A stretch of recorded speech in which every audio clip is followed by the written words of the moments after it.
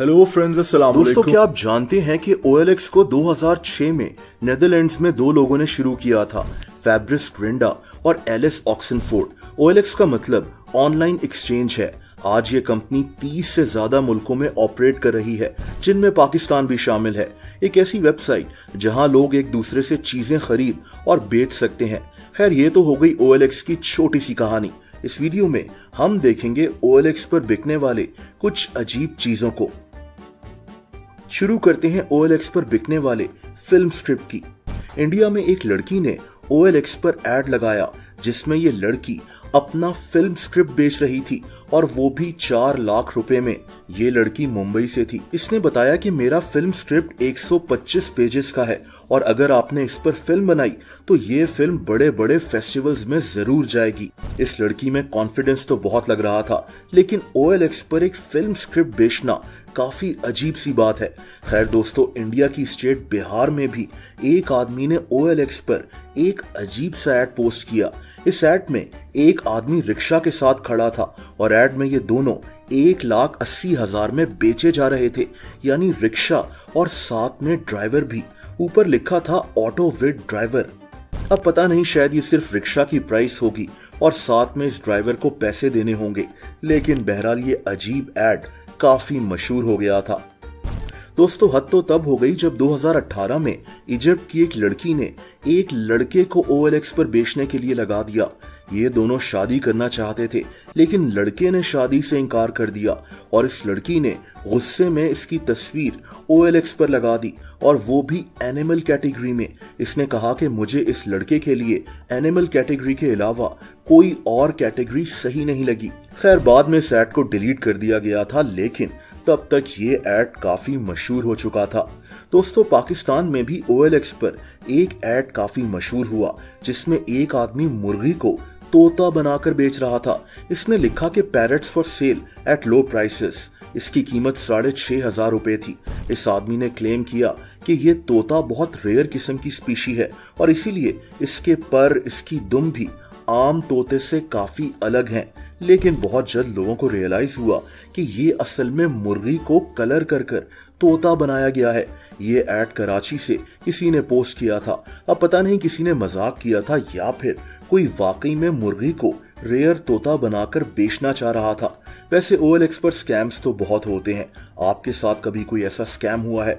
Comments कर मुझे जरूर बताएं। खैर दोस्तों, OLX पर अजीब चीजें पोस्ट होती रहती हैं, जैसा कि इस एड को देखें।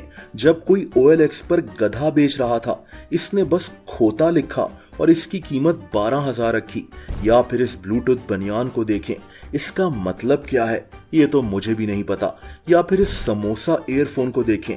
जी, इसका नाम JBL समोसा ईयरफोन है, क्योंकि इसकी शेप समोसे की तरह है। लेकिन दोस्तों, ये एड आपको बहुत अजीब लगेगा जब इंडिया में एक आदमी ने OLX पर अपना यूज टूथब्रश बेचने के लिए लगा दिया। सिर्फ 25 इंडियन रुपए में लोग इसका इस्तेमाल शुदा टूथब्रश खरीद सकते थे। इस आदमी ने लिखा कि मैंने इस टूथब्रश को बहुत कम यूज किया है, और बस वही लोग कांटेक्ट करें जो वाकई में इसको खरीदना चाहते हैं। एक और ऐड जो मैंने OLX पर देखा, वो हमारे मुल्क से पोस्ट किया गया था। कराची में कोई शेर का नाखून बेच रहा था। शेर के नाखून शायद ज्वेलरी के तौर पर यूज होते हैं। ये आदमी शेर के नाखूनों को 35,000 का बेच रहा था। अब मुझे नहीं पता ये नाखून असल में क्यों खरीदे जाते हैं, लेकिन इस एड को देखकर लगता है कि शेर के नाखूनों की मार्केट तो मौजूद है। दोस्तों, इंडिया में OLX पर लकी नंबर्स के नोट्स भी बेचे जाते हैं, यानी एक 10 रुपए का नोट जिसका सीरियल नंबर कुछ ऐसा है जिसको लकी नंबर माना जाता है। इस एड में आप देख सकते हैं कि 2 ऐसे 10 रुपए के लकी नोट्स को 2,000 रुपए में बेचा जा रहा है। इस तरह से किस्मत खुलनी होती तो क्या ही बात थी, लेकिन बहुत से लोग इन बातों पर यकीन रखते हैं और ऐसे नोट्स को खरीद लेते हैं। दोस्तों, OLX ने नाइजीरिया में 2018 में अपना बिजनेस खत्म कर दिया था। नाइजीरिया में OLX को स्कैम मार्केट कहा जाता था, यानी एक ऐसी जगह जहां सिर्फ स्कैम्स होते हैं। वैसे नाइजीरिया के OLX पर भी लोग अजीब अजीब चीजें बेचने के लिए लगाते थे, जैसा कि किसी ने OLX पर नाइजीरिया को ही बेचने के लिए लगा दिया। जाहिर सी बात है कि ये एक मजाक था। इसने लिखा कि ये एक ऐसा मुल्क है जिसका प्रेसिडेंट और असेंबली फॉल्टी हैं, जहां ड्रग डीलर्स और इंसानी आज़ा बेचने वाले लोग रहते हैं। इस इंसान को नाइजीरिया पर बहुत गुस्सा था। खैर, एक और एड में किसी ने नाइजीरिया में मजाक में अपने भाई को OLX पर लगा दिया।